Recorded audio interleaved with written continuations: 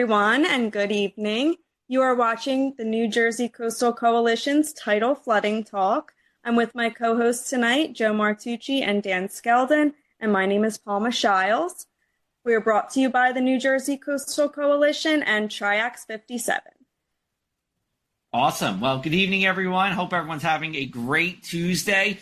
It is April. They say April showers bring May flowers, and we are really hoping for some April showers and maybe some April downpours as we go forward this month. We're going to talk about drought. So the opposite of flooding for this episode, drought, but it is important. It is important for the Jersey Shore specifically, and we'll get into the numbers and stuff, but we have been in drought for a number of months.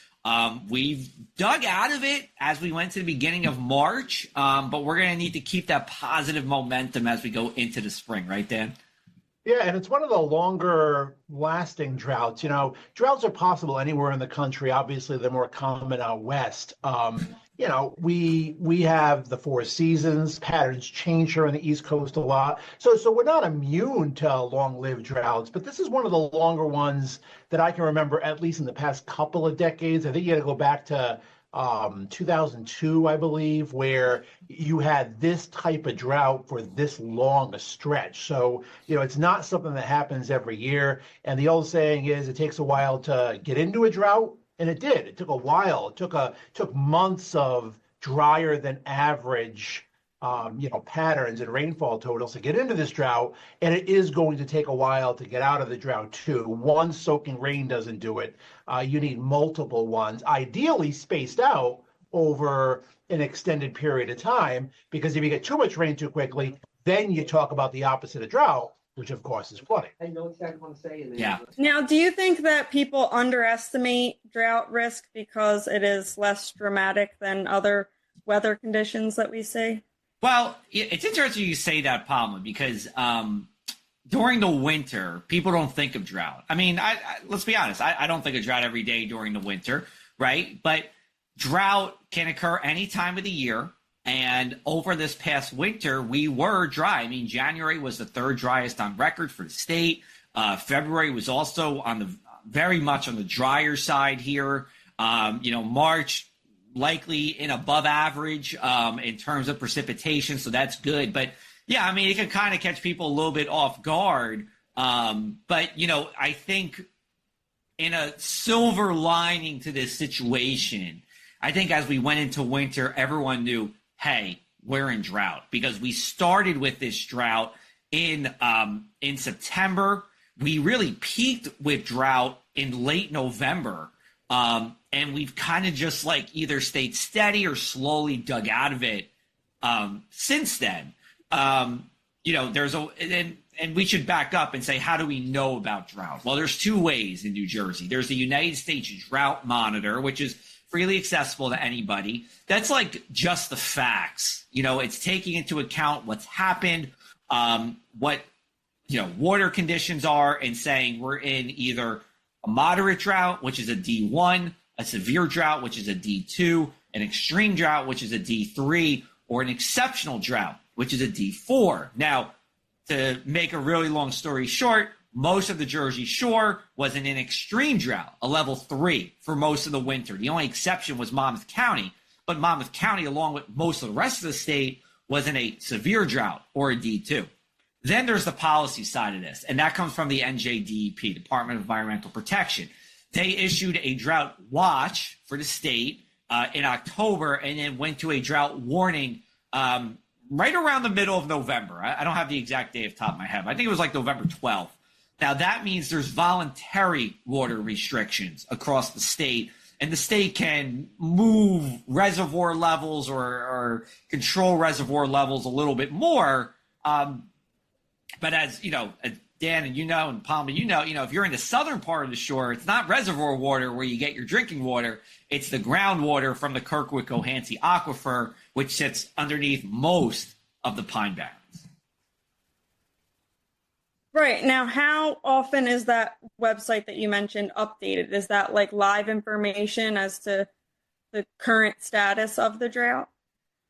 Yeah, go The Drought Monitor, anyway, is is updated once a week throughout the year. Every Thursday morning, a new drought monitor map comes out. Now, it doesn't take into account the rain through Thursday morning, because what they have to do is they have to, analyze all the data, see how much rain fell, not only in New Jersey, but they do the map for the entire country, analyze stream flows and, a lot of different types of water impacts. So it factors in the rain that fell through Tuesday morning. So the rain that did fall through Tuesday morning to Tuesday morning will be factored into the drought monitor that comes out 48 hours later on Thursday morning. And as Joe said, we've seen some improvements, but we're still in a drought, a severe to extreme drought through a lot of South Jersey, a moderate drought for a lot of North Jersey. And we're hoping for improvements because, as the warmer you get,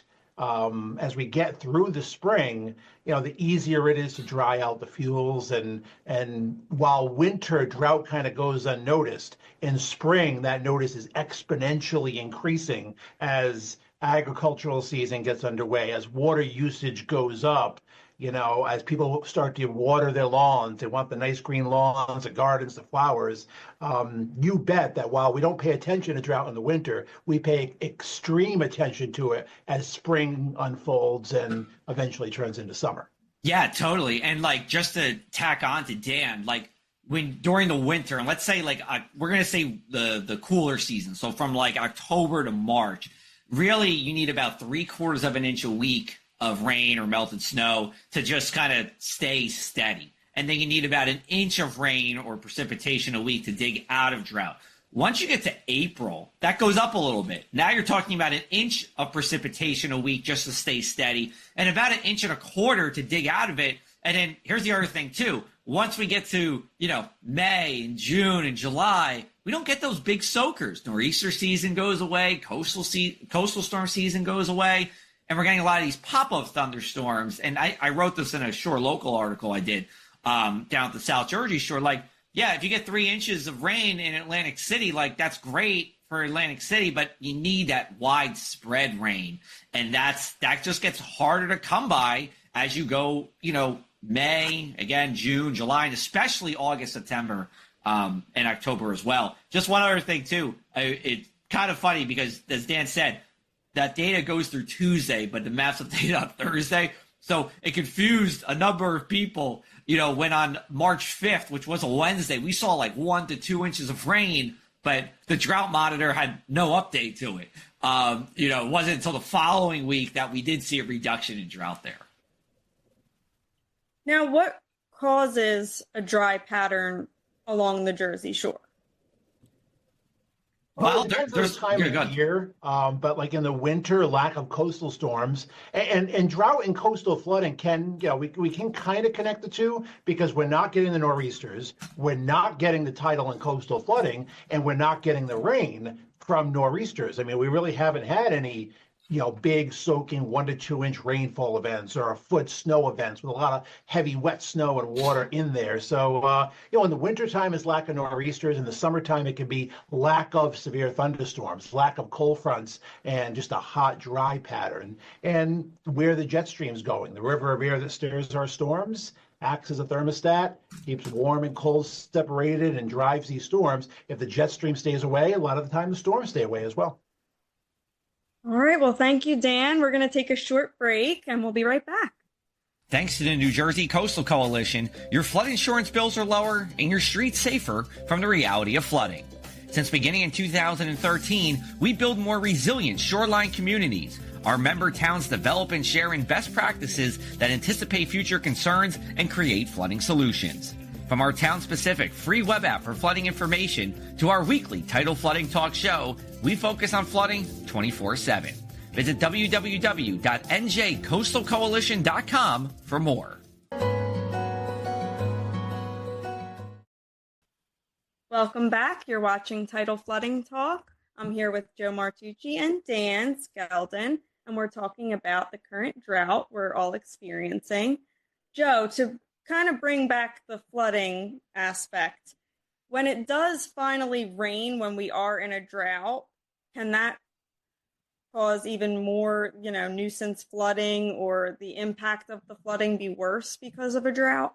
Yeah, so it's kind of like a double-edged sword. It does raise the threshold for how much, the ground can soak up because it's dry. On the same time, though, the ground is dry and it's like a it's like a dry sponge. So, you have that really crispy sponge, you put it under the faucet, and like that first 2 seconds, everything just kind of like runs over the sponge. It doesn't get absorbed into the sponge.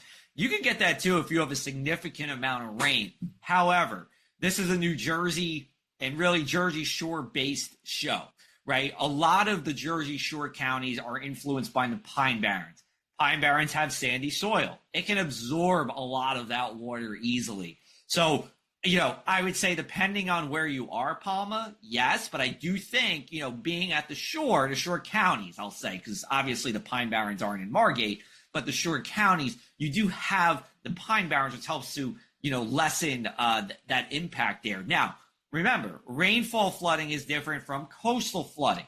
So rain can exaggerate the coastal flooding, but it's not going to bring coastal flooding immediately. So what does drought have to do with tidal flooding? Well, there is some thought that when you have, less fresh water in the aquifers, and the aquifers are lower or whatever, it can bring some more of that, that salty water into the aquifer and, harm water quality. We haven't seen anything on a significant scale for that. That would this is my opinion, I don't know this for sure, but this would probably come from if we got into a drought emergency or an exceptional drought. So the drought emergency from the NJDEP or the exceptional drought from the U.S. Drought Monitor. So there's just kind of two things with this. One thing I just want to say too, though, and this kind of relates to coastal flooding because it involves tropical systems. The reason, in part, why we're in this drought is we didn't see any tropical systems or remnant tropical systems last summer and fall. I mean, we went August, September, October without, either a tropical storm making landfall here or more than likely a remnant storm making landfall here. We're usually good for those once or twice, a season, and we just didn't get it. And when you get into August, September, and October, if you remove the tropical moisture, you don't get thunderstorms that often because, not to get too deep into meteorology, but the sun isn't as strong. It's not heating the atmosphere, which doesn't create those towering clouds, those cumulonimbus clouds. But secondly, the cold fronts and the warm fronts, they're not all that strong. So you don't get a lot of moisture with those either. So, again, absent of the tropical moisture, it's kind of hard to rain to begin with. And then you just have to tack on that we were just in a dry pattern during that time. And we've said it before in this show, that October was the driest month in New Jersey's history. Not just October, not fall, period. And that goes back to 1895. And it wasn't just for one area. It was for all the state. So we really slipped into drought hard in October. And, November wasn't that great either. December, we were above or near average at the least, but then we kind of fell right back down in January and February. March picked it back up. And as we go into April, and especially May, when the water usage rockets up, we're going to need a lot of rain. Right, and I think you said it perfectly. It's a double-edged sword because right now we're blessed not having major storms hitting the coast, but then you have the drought because we're not seeing enough rain. Yeah. So it really is a double-edged sword. And you made some good points, Joe, there too. It's a combination, like we said, it takes a while to get into one, right? I mean, lack of tropical moisture last year. There were a lot of storms that impacted the U.S. It's just the remnants went to our west, slid to totally stayed clear of the Jersey Shore. Lack of nor'easters this year and this winter. And now in the spring, you can still get good coastal storms. I mean, they become harder and harder to get in April and May. And May is a tough month because you're not into hurricane season yet. You're not quite into severe weather season yet. Coastal storm season is winding down. So, if you don't get it in April, once you get into May is traditionally a drier month. So we're kind of hoping to make up our deficit and make some improvements, before the warmer temperatures before May and June get here. Patterns can very quickly change, but we just don't see any signs of that happening just yet. Yeah, and just tacking on to that, like the Climate Prediction Center, which is part of NOAA, they do have a slight lean towards wetter than average conditions here, but it's a slight lean. I mean, Dan, I don't know how you feel about this. Usually for me, they're in the CP Climate Prediction Center, there's leaning above and likely above. I usually don't pay attention to it unless it's likely above, and we're just not in that as we go into the spring in the early summer. There's not a strong lean towards a wetter than average season. And honestly, I've been watching it through a lot of the month of March. And, they also, in addition to monthly outlooks, the Climate Prediction Center has 6 to 10 day forecasts and 8 to 14 day forecasts. And the Northeast has been in the green, a lot of late February and March. And I don't necessarily see that verifying, Northeast wide. And that's not a dig at the Climate Center. We forecasting tomorrow's weather is tough. The longer you go out, the harder it is to forecast and the more uncertainty there is. It's just, I'm just not seeing a wetter than average pattern, any beneficial or big drought denting consistent rains setting up in the Northeast anytime soon. I'm hopeful, but I just haven't seen that flip of a switch to really make some improvements. You kind of hinted at it earlier. We chipped away at our drought a little bit. We're just not consistently, we're getting enough rain where it's not getting any worse. We're not getting enough rain where it's getting dramatically better. We're just kind of holding serve, and we'd like to see more dramatic improvements, spread out over a month or two before the hot weather gets here. And the other thing, and this has less to do with tidal flooding than drought, is brush fires. Pine barrens are, the drier and the windier it is, the more fire danger becomes a concern. And it could very well be, it already is in parts of the Northeast, down in the Carolinas. It could be a very active continuation of a brush fire season as well. That's another side effect of drought. And just adding, go ahead, Palma. Well, we always talk about how people can prepare for a major flooding event, but is there a way that someone could prepare for a dry spell or a drought that we're experiencing? I think it's a lot of the common sense stuff, right? You want to reduce your water usage. Don't wash your car. Bring it to the car wash. They're usually more economically viable. If you're like me, you have a monthly pass to your local car wash, and you just zip right in, and it pays for itself after 2 uses. On the agriculture side, it gets hard. I mean, if you're not in the agriculture industry, you might not realize how much, farmers go through to kind of conserve water anyway, because that's a cost, right? Water is a cost. But then in drought, it's kind of like, what more can you do? Usually when you get into a drought situation, the state, will allow agriculture to continue as needed and really put the restraint on places like golf courses or the public.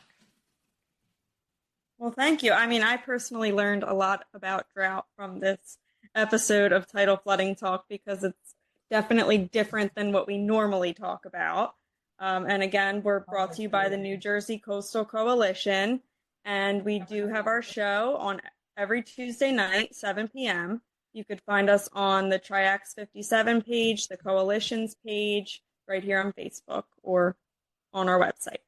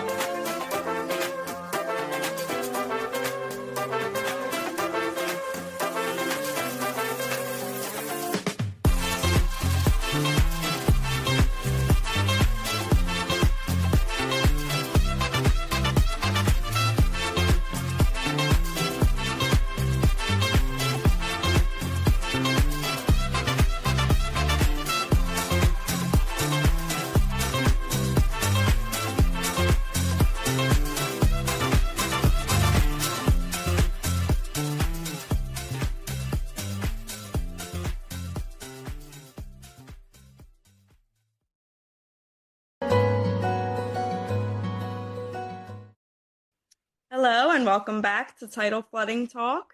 The New Jersey Coastal Coalition would like to remind our viewers to protect natural floodplains. Floodplains like salt marshes and stream beds are nature's way of managing floodwaters while improving the environment. Help them do their job. Reduce boat speeds to minimize erosion. Use fertilizers sparingly to protect water quality, and limit hard surfaces in your yard so rainwater can absorb naturally. A little effort goes a long way in protecting your community. All right. So we were talking about some, steps for water conservation, what to do during drought. And, there's other issues with this too. And you might have seen it. People who are watching, if you have well water, your wells might be, you might have to be digging a little more than usual. I haven't heard of anybody that had to even dig deeper, literally, to get to that well water yet. Hopefully it stays that way. But that's always in the realm, a possibility. So I think a lot of it's common sense stuff. But I do think the two biggest things we as, just general public can do, the car washing itself, go to the car wash, don't wash the car yourself. And then the sprinklers, if you're going to run a sprinkler, do it like when you would want to do it anyway, during the early morning or during the evening hours. Don't do it during, the middle of the day. Once you get towards 9 o'clock, 9 a.m., that sun's picking up that water and it doesn't filter through. You might as well not have done it anyway. So, those are, I would say, my two tips. Dan, am I missing anything? Well, I'm just going to extend, because I touched on it earlier. Drought can lead to brush fires. The pinelands are a very, can be a very tinderbox type effect when it comes to fires. We've had some really bad ones. We're not hoping for that this spring, but if the drought continues or worsens, you got the right weather, low humidity, you got wind, it can lead to brush fires. I think defensible space around your house, especially if you're in the middle of the pinelands, is a good thing to maintain. I'm a volunteer firefighter in my quote unquote free time, and that's something we pledge as well. You don't want like tons of brush and trees and flammable items right up to your house. So if you can have X number of feet of defensible space, year round, just in case that fire pops up and rapidly spreads, that's something good because again, drought can be connected to fire seasons. I think you touched on all the hydrological, the water impacts and water tips. I think there's nothing else to add there. And with the fires too, Dan, in the news, we've seen that the Forest Fire Service in New Jersey hasn't been able to conduct as many prescribed burns as they usually do because the fire conditions just haven't been as, the conditions to do it just haven't been as great because it's almost too dry and especially windy, to conduct those prescribed burns. The prescribed burns, they're a thing that forest fire services do to kind of clear out the dry twigs and leaves and branches and all that stuff that if there was a wildfire to happen would make that spread, of the wildfire happen quicker. So it's a feedback loop, right? It's all feedback loop. And that's why we're hoping for, not only rain, but rain that's plentiful and spread out, over a period of time. You just don't want one big soaker a week. You really want like 3 half-inch events would be excellent if you could do that, for a few months for a few months, few weeks, that would be awesome. Absolutely. You mentioned the wind. I mean, we keep stats on winds. We don't rank winters or time periods on based on the windiest winter ever. But, one of the reasons this winter was so cold and we had the lack of nor'easters because we had a lot of northwest wind, a lot of offshore wind. Those winds pick up as they come from the west and northwest. They're dry winds.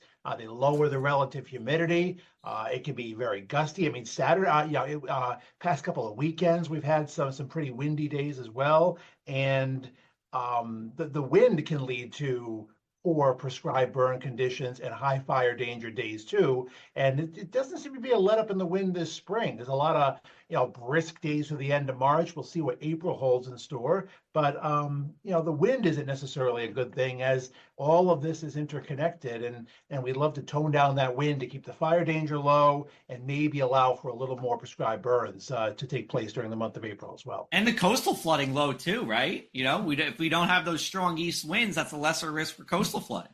Yeah, we've had more blowout tides than we've had, or low water advisories, as our National Weather Service guest talked about back in March. We've had more of those than we have had coastal flood advisories over the past like 3 or 4 months, and that's very unusual to be more concerned with low water rather than high water.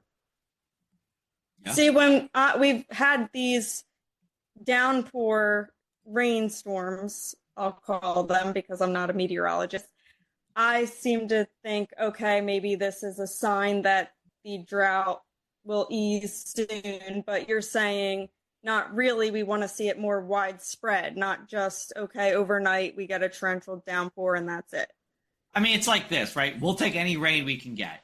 But if you really want to pull out of this drought, we do need consistent rains. And they don't have to be 2-inch downpours. They can just be, like I said, 3 times a week at a ½ inch. That's beautiful. We do that for a few weeks. We're pulling out a drought at a good pace.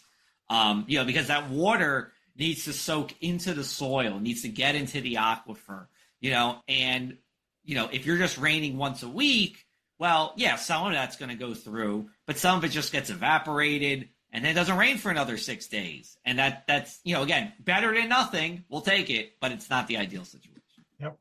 All right. So I think we're getting close to wrap it up here. So we're going to end off with our segment of what we are talking about, tidal flooding or otherwise. What's been going on? What's the chatter been like in Dan and Palma's households and my households too over the past couple of days? Yeah, we'll kick it off with you. Go ahead, Dan. Well, for me, just chatter has been about the springing on up. We put in an in-ground pool, so I've been working on that, watching the tulips bloom, pop up out of the ground. All the more reason to break this drought and get some rain. Flowers are coming up, and just exciting. When you get the burst of warm weather, the longer days, we're just excited about spring. And sometimes in March and early April, you're not feeling it. We've been fortunate enough to have some warm spells, and we definitely got spring fever in the Skelton household. When's the pool barbecue, Dan? Is there a tidal flooding talk in our future? Pool opening. We used a heater and we got a salt water, so we did it right. This part of the country, you got to extend the season as much as possible. So that's right. You guys will be invited to the pool warming party. Yeah. That's great, and that'll be nice not to have to pack the kids up to go anywhere, go to the beach or the pool. It's just right in your backyard. So that's great. We just got back from Washington, D.C. We went there for the Flyers Capitals game on Thursday night. How'd that go? Well, the Flyers did not win, but it did turn into a game towards the end, so it was still fun. And then we had a concert, Gregory Alan Isikoff, on Friday night. So it was a very nice time away. The weather was pleasant, so we had a great time. All right. I'll do the flip side of Palma here. My Washington Capitals, first place in the NHL, and we're going into playoff season. That's all I got to say. We'll wrap it up from there. Flyers were no match for the Capitals. Let's put it that way. No, I thought we were friends. We are, just not when the Flyers play the Capitals. We're friends today, just not on that Thursday we weren't. All right, take us out, Pavel. We'll wrap it on up. All right, well, thank you for watching Tidal Flooding Talk. Again, we're brought to you by the New Jersey Coastal Coalition and Triax 57. Tune in every Tuesday night at 7 p.m. I'll see you guys next Tuesday. Have a good night.